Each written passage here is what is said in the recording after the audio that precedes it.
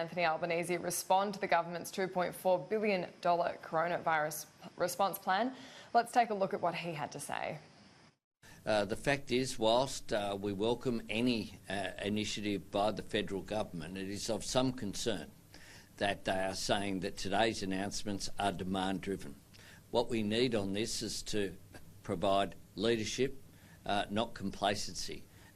Leading doesn't mean following demand, and that's the concern here. We've heard today that there's a real concern with the provision of personal protection equipment, which is in short supply, including masks and other equipment to keep those people providing these tests safe and to keep those people who enter the medical centre here safe as well.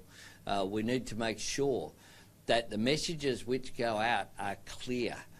So many people have fronted up to their GP who don't need testing, and others who do need testing can't get through to a GP.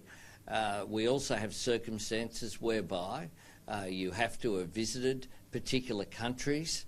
The fact is that I think this global epidemic is far beyond looking at specific countries just being impacted. Quite clearly, when you have a country like Italy, which effectively has been shut down, the number of people who've flown through that nation and others means that this is spread much more widely.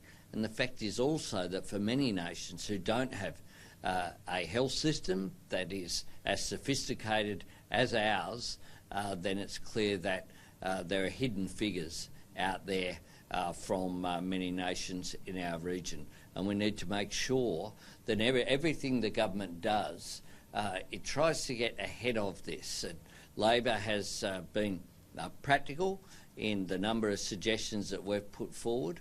We'll continue to do that and to provide every support for any funding that's necessary to deal with this, because one of the things that we know is that the cost of inaction will be far greater than the cost of action. We have to deal with issues like workforce issues, both for those people directly impacted in the health sector, aged care workers, workers in facilities such as this, but also the issue of casual workers and the IR implications to someone who misses out on an income simply not survive from day to day. It's quite clear that there hasn't been clear information out there, which is why you've seen panic buying of toilet paper and a whole range of responses from people who are concerned but who aren't quite sure what the implications of this virus are.